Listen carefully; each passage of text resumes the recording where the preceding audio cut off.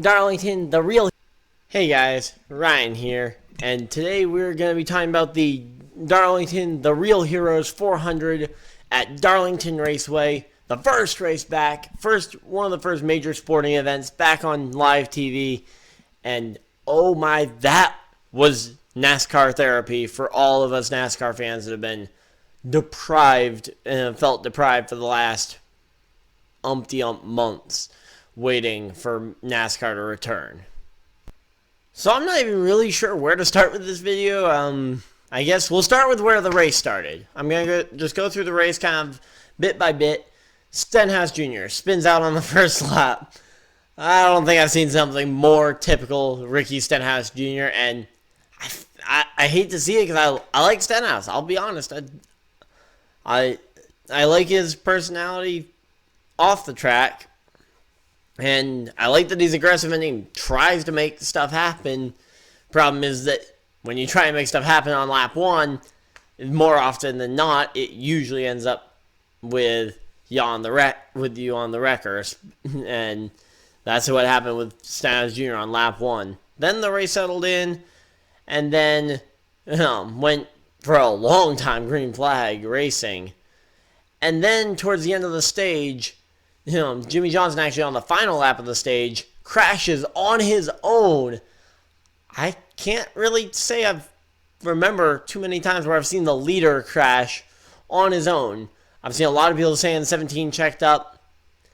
Really, I don't think he checked up too much. I think he was just late at getting back to the gas, and Jimmy was being really aggressive on that throttle, even though he wasn't directly being pressured directly from behind by Bowman or Byron.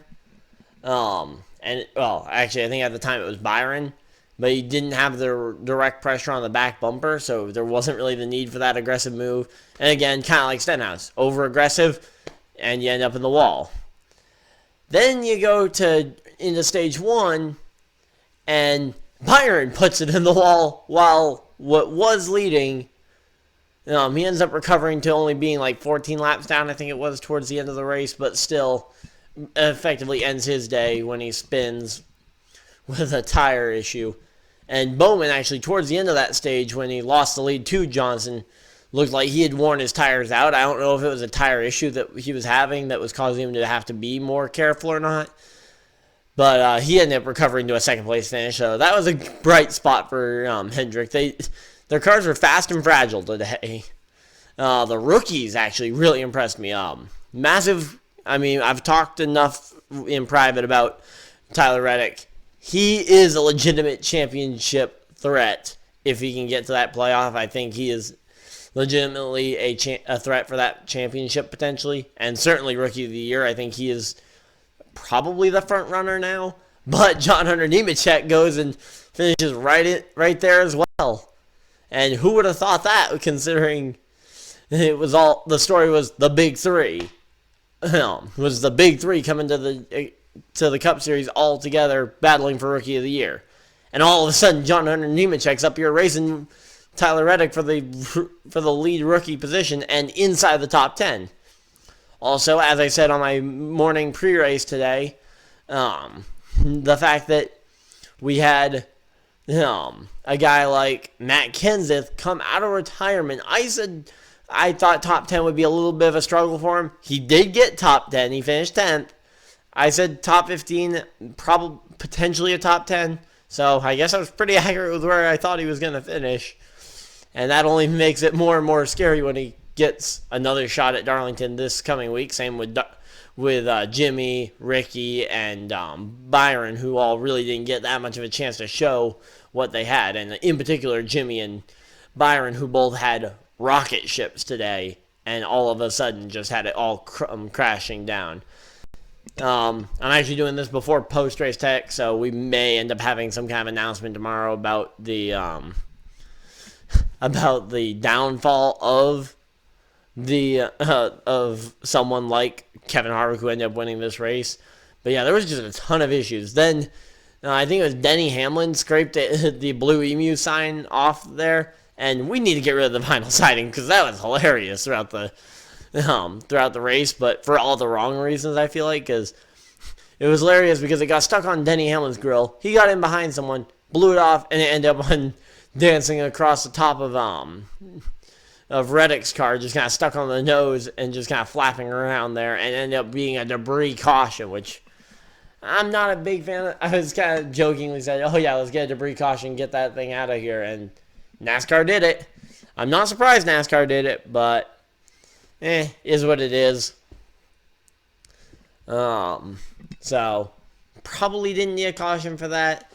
But then again, Kyle Busch also pancaked the wall, so that could be, granted why they threw the caution, even though the cameras were on that. Then going through it, the half spin for Newman late in the race, probably also didn't need a caution for that, but especially eliminating the green flag pit stop element from it. But hey, we had a pretty good run to the finish though at the end after that caution flag. Because after that caution flag, we had a really long green flag run to the finish, which I feel gave a legitimate winner.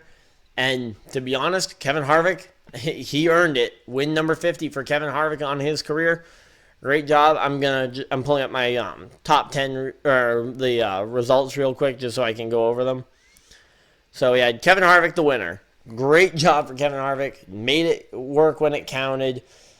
Alex Bowman, pretty great in the early parts of the run. Had some issues on the long run. And in the end, on a long run finish, he was able to get second. Kurt Busch third. Great job from Kurt Busch. I actually thought he was going to go for the lead late in this race, but just didn't have but his car just didn't come in quick enough. And then by the point that it did come in, he was too far back to really make much happen.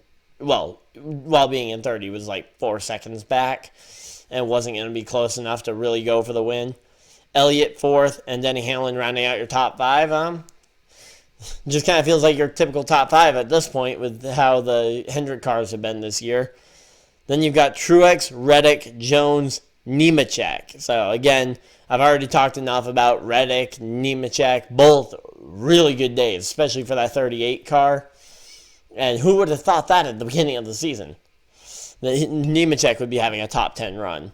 Eric Jones, defending winner. He's still up there. Martin Truex Jr. looked like he had a pretty fast car and just was too far back on the final restart to really get through the traffic because it was definitely hard to pass. Kenseth, driving that number 42 car, gets a 10th place finish. I believe he will be a race winner before the end of the season. Whether he gets one before the playoffs, I think that'll come down to where they end up going. Looking at the schedule ahead, I'd say look at Bristol potentially for an opportunity for him to win. Bristol, or maybe he could go and get Charlotte. Then Austin Dillon, Eric Almirola, Brad Keselowski, DeBenedetto, Newman, your top 15. Newman, the half spin late. The Penske cars kind of just were pretty quiet today for the most part. Nothing spectacularly good or bad really to talk about them. And they just took down my results. Okay, there we go. There's the race results. No, they don't have them up. Okay, so I guess we'll go through the top 15, and then I'll really quickly go through the fantasy lineup as well and see how everybody did. I was monitoring it throughout the race, so I feel like it went pretty well. So, yeah, 400-mile race as well, kind of throwing it back. So, Keystone Guy winning the week with a score of 208 points. Massive congratulations to Keystone. I know he's not had the best of starts to the season. GL Racing did really well as well with a 201, only losing out 7 points to him, and will extend his lead over the field, especially with how poorly I did as second place in the league. Joe Schmo, third. Fourth, Bama Fan. Fifth, Steve. Sixth I came in sixth with a score of 156.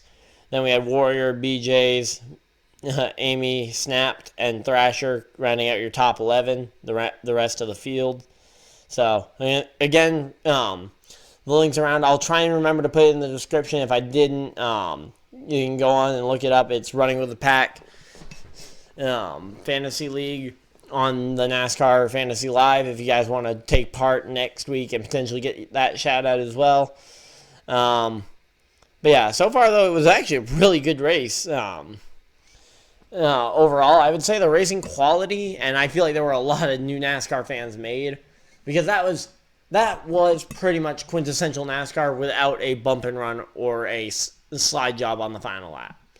Like, barring something like that, I don't think this race could have gotten much better from a health of the sport scenario. Sure, I might not be the biggest Kevin Harvick fan in the world, but it looks like Kevin Harvick's going to be around for years to come. That was kind of one of my big things going into the week, was I wanted drivers that were going to be around, not drivers retiring. Like, I didn't want Kenseth or Johnson really absolutely dominating the entire race because, again, they're retiring. Or Kenseth isn't really retiring. He's just kind of on a on-off basis. He doesn't really... It doesn't seem like he wants to race a full-time regular season again. At least not right now with his girls kind of being in the growing up stages. But then again, I haven't talked to him, so I don't know for sure. But it seems like that's kind of the basis he's on, is that right now, while nothing's going on, he's fine to compete. But he doesn't want to miss big life moments with his family, and I completely understand that. So, no, because the 36 race grind is absolutely grueling for anyone to try and keep up with. Even as a fan, it's exciting, but sure, it does feel long at times, especially in the summer. But, man, this race was pretty good. I mean, I know I just can't think of anything really negative to say about it, but yeah, I mean, Kevin Harvick, he's probably going to still race for another 3-4 years before he moves on to something else. I think Boyer might be the next one on the chopping block for Stewart-Haas Racing. Daniel Suarez also spun early in the race, kind of on his own as well. So we had a lot of individual spins, which was kind of odd to see. But all in all, I really enjoyed this race. Feel free to let me know what you guys thought of this race as well down in the comment section. I'd love to get into some discussion down there.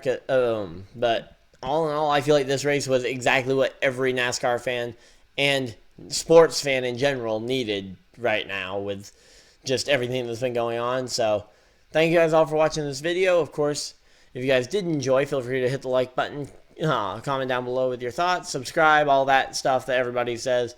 And if you guys really enjoy the content and really want to support it, there are links down below to go check those out as well. But that's all from me. Thank you guys for watching this video, and have a great day. And I'll see you guys in the next video, stream, or whatever you guys decide to do with the rest of your day. Have a great day.